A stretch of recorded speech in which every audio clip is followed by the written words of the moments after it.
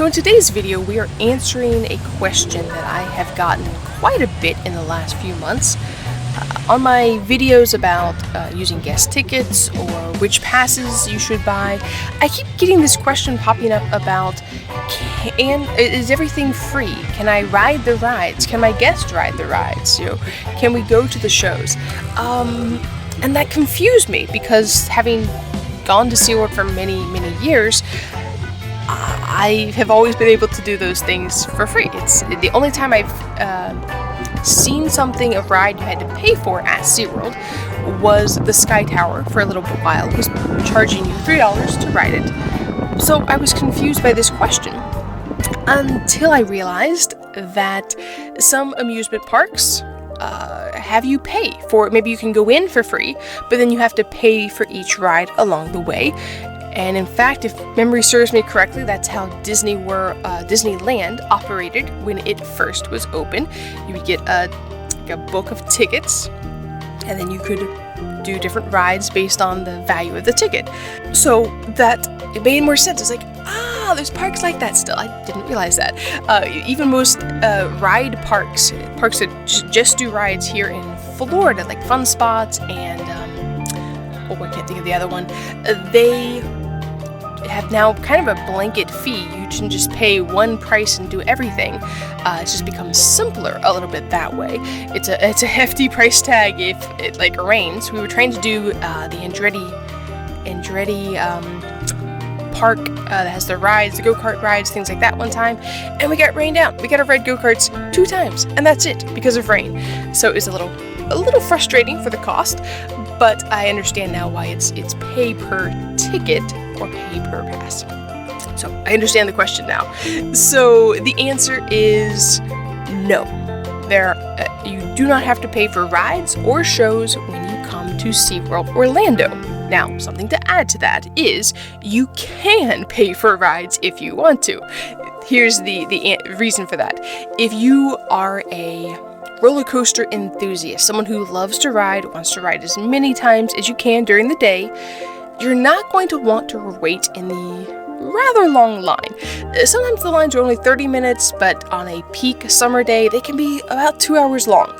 So if you want to avoid that, you can buy what SeaWorld calls a quick queue. That will allow you to go to the front of the line and ride as many times as you want. I believe it's unlimited.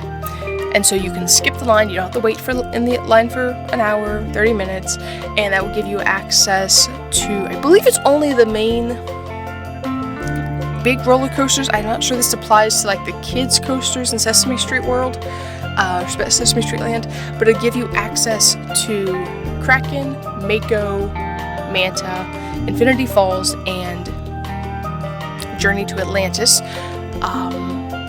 I think that's it. Icebreaker will be available on that starting in February or maybe March of next year. But that will allow you to get through quicker and go do whichever one you want to, ride multiple times. We'll let you ride it as many times as you want and get to the front of the line. There are also some other animal experiences that you can do at SeaWorld, some that are on the cheaper side. Some of those are being able to feed sea lions, sharks, and stingrays.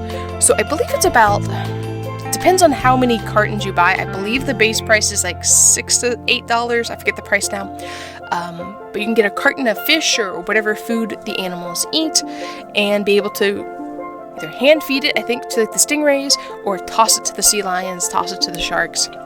So you could do that. And that's a cheap, fun way for kids especially to get to interact a little bit with the animals and get to, I'm feeding the sea lion. So it's a fun thing to do. And if you are an annual pass holder, you do get a discount on the purchase of that. I'm not sure what the discount is, depends on your pass, but you will get a little bit of a discount on that. There's some other things you can pay to experience. There's a day-long tour you can do with a dedicated guide who will take you around SeaWorld, explain things to you. That's a little bit on the pricier side, but on the cheaper end, again, of experiences, you can also have just a feed the dolphins, pet the dolphins. There's a dolphin experience. There's a meet a sea lion, meet a penguin. There's all kinds of fun things that you can do, especially if you have a kid who just really loves a specific animal. it'd be a great thing to be able to do. Check with SeaWorld to find out what the age groups are, age ranges you have to be. I don't remember that fact, but double check that before you book the ticket. You don't want to book it and find out, oh, well, our kid's too small, too young.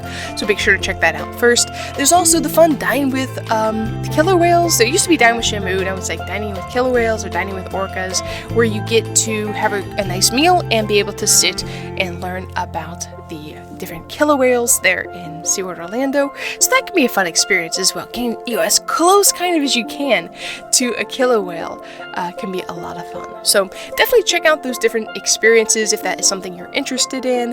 But hopefully that answers the question. Yes, the rides are free. If you're willing to wait in line, the rides are free. You don't have to pay for any of them. The shows also. There's some special events throughout the year that they're doing.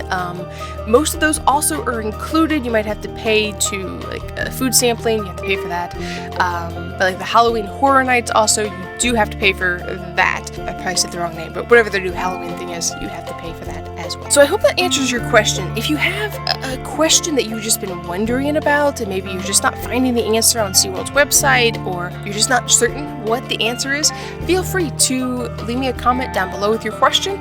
I'll either answer it there in the comment section, or if it's a really good question, I might make it into a video. You could be the one who creates the idea for a new video, which would be awesome.